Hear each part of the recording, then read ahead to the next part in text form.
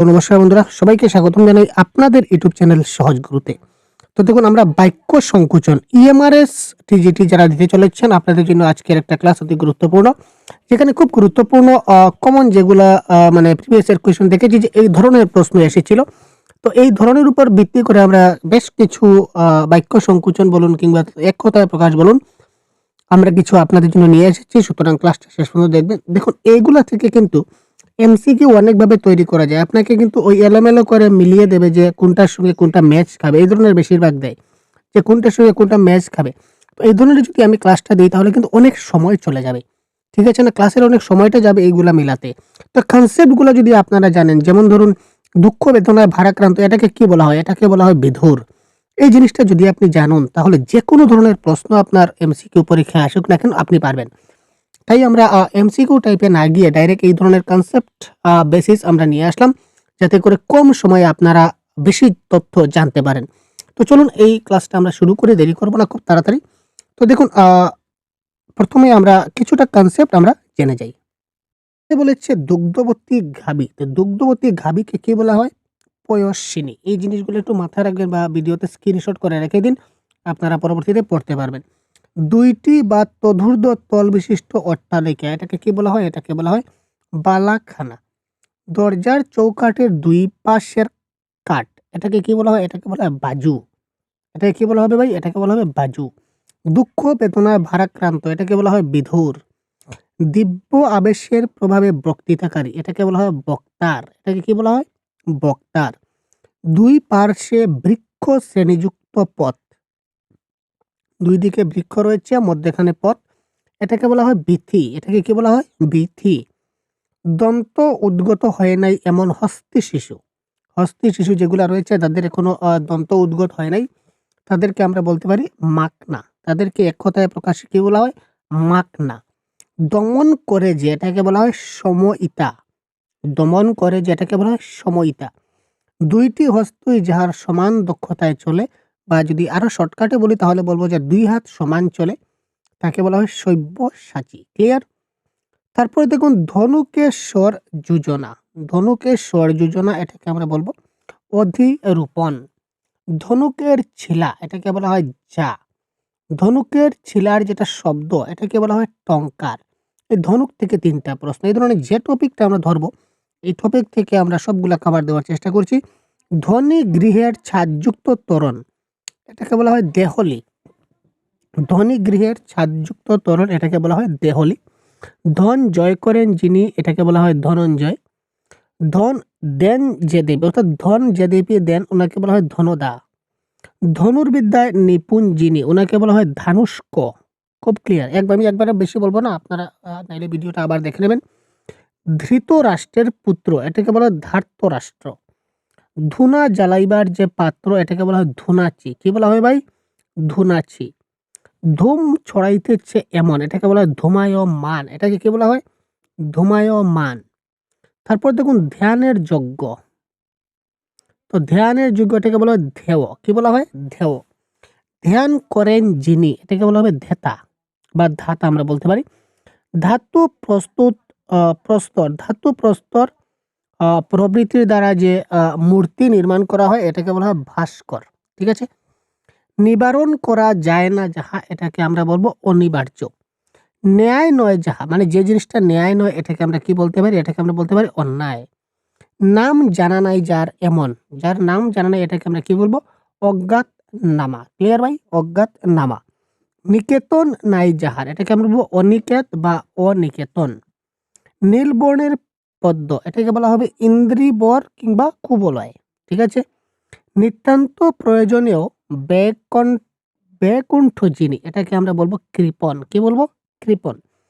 নারিকেল খেজুর প্রভৃতির নৌকাকৃতি যে পুষ্পকোষ, এটাকে বলা হবে চুমরি। এটাকে কি বলা হবে?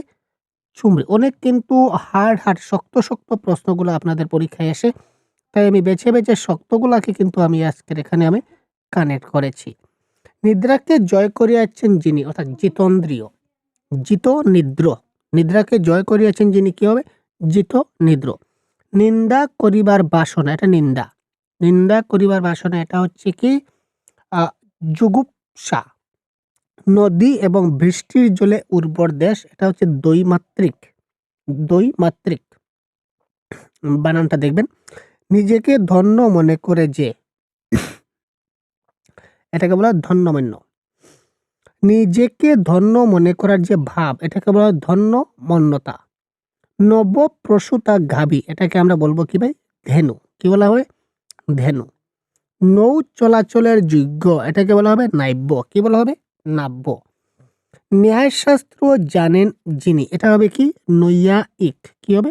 নৈয়ায়িক। নীরে জন্ম যাহার, এটাকে আমরা বলবো নীরজ। কি বলা হবে? নীরজ। নির্দান করেন যিনি, এটাকে বলা হবে কি? নিরদ। নির্দান করেন যিনি, এটাকে বলা হবে নিরদ। নির্মাণের ইচ্ছা, এটাকে বলা হবে কি? নির্মিংসা। কি বলা হবে? নির্মিংসা। নির্দোষের ভাব, এটাকে বলা হবে নির্দোষতা। নির্দোষতা। নিতান্ত দগ্ধ করে যে, এটাকে বলা হবে নিধাক। কি বলা হবে? নিধাক। নদী মাতা যার, এটাকে বলা হবে নদী মাতৃক। কি বলা হবে? নদী মাতৃক। নির্মিত হইতেছে যাহা, এটা হবে নির্মীয় মান। কি হবে ভাই? নির্মীয় মান। নিঃশেষে পান করা হইয়াছে যাহা, এটা হবে নিপীত। কি হবে? নিপীত। নিন্দনীয় নয় যাহা, যে জিনিসটা নিন্দনীয় নয়, এটাকে বলা হবে নীরবতা বা অনবদ্য। কি বলা হবে? নীরবতা বা অনবদ্য। নভ অর্থাৎ আকাশে বিচরণ করে যে, এটাকে বলবো নভস্বর। নিশাকালে বা রাত্রিতে বিচরণ করে যে, তাকে বলা হবে নিশাচর। নিন্দার যোগ্য, এটাকে বলা হবে নিন্দাহ বা নিন্দনীয়। নিশা করে, যেখানে নিশা বলতে মানে এই নেশাটা না, এখানে নিশা মানে রাত্রি। রাত্রি করে যে, তাকে আমরা কি বলবো? তাকে বলবো নিশাকর। অনেকগুলো আছে, দেখতে থাকুন, কারণ এখান থেকে প্রশ্ন আপনাদের আসতে পারে। নতুন অবস্থায় পুনরায় পরিণত করা, নতুন অবস্থায় আবার পুনরায় আবার পরিণত করা, এটাকে আমরা বলবো কি? নবীকরণ। ক্লিয়ার? তারপর নূপুরের ধ্বনি, এটা হচ্ছে নিক্কণ। কি হবে? এটা হবে নিক্কণ। নিমজ্জিত হইতেছে যাহা, এটা হচ্ছে নিমজ্জমান। নিমজ্জিত হইতেছে যাহা, এটাকে আমরা কি বলবো? নিমজ্জমান। নৃতত্ত্বের বিষয় জানেন যিনি, এটাকে বলা হবে কি? নৈত্রাত্তিক। কি ক্লিয়ার হয়? নিজেকে পণ্ডিত মনে করেন যিনি, এটাকে বলবে পণ্ডিত মন্য। নিজেকে পণ্ডিত মনে করার ভাব, এখানে মনে করেন যিনি আর মনে করার ভাব, এটা কিন্তু দুইটা জিনিস। নিজেকে পণ্ডিত মনে করেন যিনি, এটা হচ্ছে পণ্ডিত মন্য। আর নিজেকে পণ্ডিত মনে করার যার ভাব রয়েছে, এটাকে বলা হবে পণ্ডিত মন্য। তা একটা তা কিন্তু এক্সট্রা লাগবে। নানা বিষয়ে অল্প এবং অগভীর জ্ঞানের অধিকারী, এটাকে বলা হবে পল্লবগ্রাহী। এটা কি বলা হয়? পল্লবগ্রাহী। এই দেখুন, নানা বিষয়ে অল্প এবং অগভীর জ্ঞান। ঠিক আছে? এই দেখুন, এখানে বলেছে যে জ্ঞানের অধিকারী, তাকে বলা হবে পল্লবগ্রাহী। আর শুধুমাত্র এখানে অধিকারী নয়, শুধুমাত্র নানা বিষয়ে অল্প এবং অগভীর জ্ঞান, এটা হচ্ছে পল্লবগ্রাহিতা। এই ছোট ছোট বিষয়গুলো, এই ছোট ছোট বিষয়ে কিন্তু আমাদের মিস্টেক হয়, খুব ভালো করে দেখবেন। নৈদাদির বালুকাময় তীরের যতদূর জোয়ারের জল উঠিয়া থাকে, অর্থাৎ নদীর পাশে যে বালুকাময় যে তীর থাকে, এখানে যতদূর পর্যন্ত যে জোয়ারের ফলে যে জল উঠে, এই যে নদীর স্তর আমরা বলতে পারি, এটাকে বলা হয় পুলিন, বা এটাকে আরেকটার নাম বলা হয় সৈকত। আমরা পড়েছি, তা তোলো সৈকত বাড়ি বিন্দু সম। আমরা একটা কবিতা পড়েছিলাম, তাই না? বিদ্যাপতির একটা কবিতা।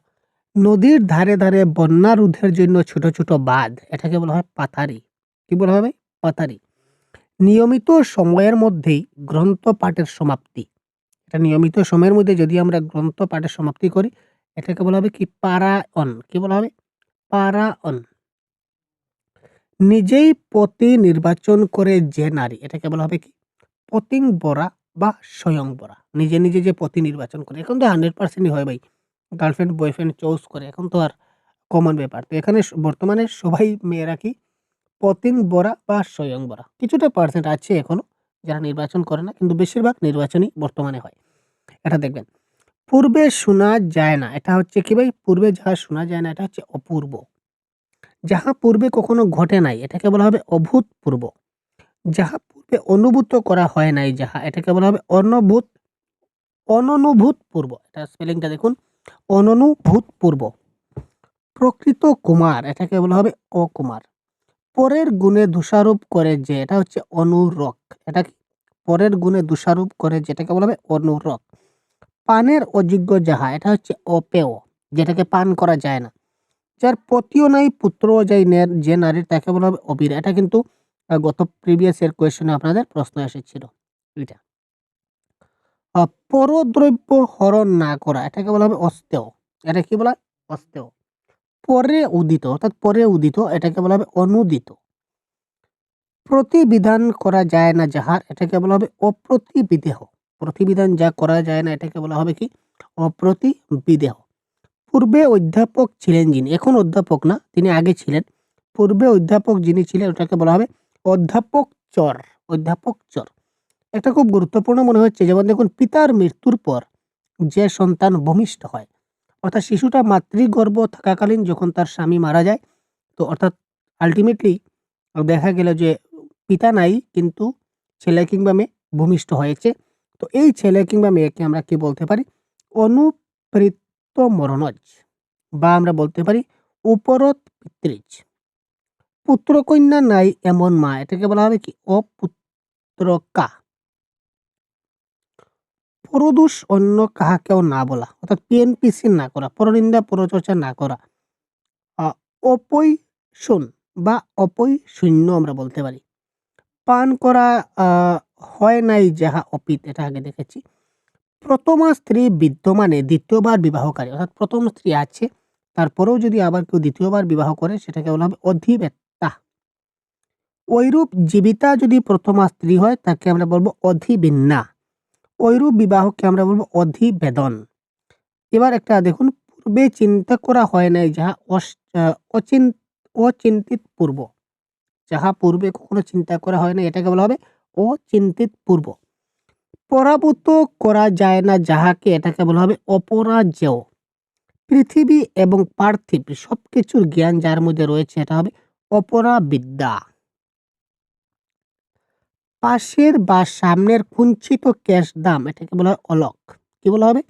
অলক বলা হবে। প্রিয়জনের ব্যবহারে যে মনোবেদনা, এটাকে বলা হয় অভিমান। আমরা প্রিয়জনের ব্যবহারে যদি আমরা মনে কষ্ট পাই, মনে বেদনা পাই, এটাকে বলা হয় অভিমান। পূর্বে দৃষ্ট হয় নাই যাহা অদৃষ্ট পূর্ব। আর পূর্বে সৃষ্ট হয় নাই যাহা, সেটা হচ্ছে অসৃষ্ট পূর্ব। কারণ একটা শিখলে কিন্তু আরেকটা কমন চলে আসে, দেখতে পাচ্ছেন। প্রকাশের যোগ্য নহে যাহা, সেটা অপ্রকাশ্য, যেটা প্রকাশ করা যায় না। পরিচয় জানা যায় না যাহার, এটা হচ্ছে অজ্ঞাত পরিচয়। যার পরিচয় আমরা জানতে পারিনি, এটা আমরা কি বলবো? এটা হচ্ছে অজ্ঞাত পরিচয়। পা থেকে মাথা পর্যন্ত জানা আছে, এটা হচ্ছে আপাদমস্তক। প্রথমে রমণীয়, কিন্তু পরে সেরূপ নহে যাহা, এটা হচ্ছে আপাত রম্য। এটাকে কি বলা হয়? আপাত রম্য।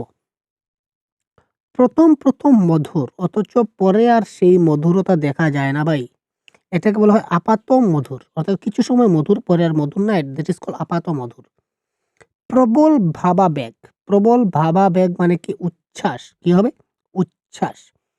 পদ্মতুল্য নেত্র বিশিষ্ট, এটাকে বলা হবে উৎপলাক্ষ। উৎপলাক্ষ।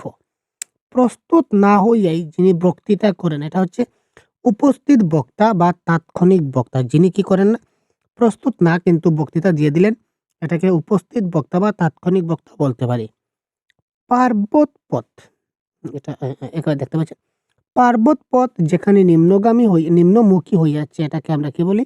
উতরাই। ক্লিয়ার? উতরাই।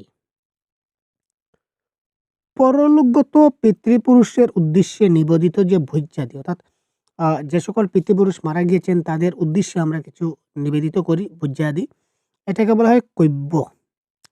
পাখির কলরব, এটা হচ্ছে কাকলি। পাখির কলরব মানে কি? কাকলি। পুঁথি রাখার জন্য বেতের তৈয়ারি ঝাঁপি, আমরা যে বই রাখার জন্য যে আমরা বেতের তৈয়ারি ঝাঁপি বানাই, সেটাকে বলা হয় খঙ্গি। কি বলা হয়? খঙ্গি। পরম গুণসম্পন্ন পুরুষ, যে পুরুষের অনেক গুণ রয়েছে, এটাকে বলা হবে গুণাকর। এটা সব পুরুষের জানা দরকার। পেচকের চিৎকার, এটা হবে ঘুৎকার। ঠিক আছে ভাই? পারঘাটের তত্ত্বাবধায়ক, এটা হবে ঘাটোয়াল। তারপর দেখুন, প্রতিদান দেওয়া যায় না এমনভাবে উপকৃত যদি আমরা হই, সেটা হবে চিরকৃত। যদি আমরা কেউ এমনভাবে আমাকে উপকার করলো, যেটার পরিবর্তে আমি তাকে প্রতিদান দিতে পারলাম না, সেটা হবে তার কাছে আমি কি? চিরকৃত। পূর্বজন্মের কথা স্মরণ আছে যাহার, এটা হবে জাতিস্মর। প্রথম দর্শনেই চোখের তারায় তারায় যে মিত্রতা, এটা হবে তারা মৈত্রী। প্রতিদিন ঘটে বা প্রকাশিত হয় যাহা, এটাকে বলা হবে দৈনিক। প্রতীক নাই যাহার, এটাকে বলা হবে নিষ্প্রতীক। পীরের কবর এবং স্মৃতি মন্দির, এটাকে বলা হবে দারোগা। পিতৃগণের উদ্দেশ্যে দত্ত যে পিণ্ড জলাদি, এটাকে বলা হবে নিবাজ। প্রবল বাতাসের পরস্পর সংঘাত ধ্বনি, এটাকে বলবো নির্ঘাত বা বীজ, এটাকে বলা হয়। তারপর হচ্ছে তারপর আমরা দেখব পথ নির্মাণের জন্য মাটি কাটায় যে পথি পার্শ্বস্থ যেটা খাদ রয়েছে, এটাকে বলা হয় নয়ান জুলি। যাহা পান করা যায় তাহা হচ্ছে পেয়, আর যাহা পান করা যায় না সেটা হচ্ছে অপেয়। আমরা একটু আগে দেখেছিলাম, পেয়েছিলাম আমরা অপেয়। ক্লিয়ার? পুত্র কামনায় যজ্ঞ, এটা হচ্ছে পুত্রেষ্টি। ঠিক আছে, এবার কথা হচ্ছে আজকে শেষ প্রশ্ন যেটা হচ্ছে এটা হচ্ছে আমাদের আমি একটু মার্ক করি ভাই। প্রমাণ করেন যিনি, এটা কি হবে? প্রমাণ করেন যিনি, এই আনসারটা কি হবে? এটা আপনারা যদি শেষ পর্যন্ত দেখে থাকেন তাহলে আপনারা অবশ্যই কমেন্ট বক্সে জানাবেন।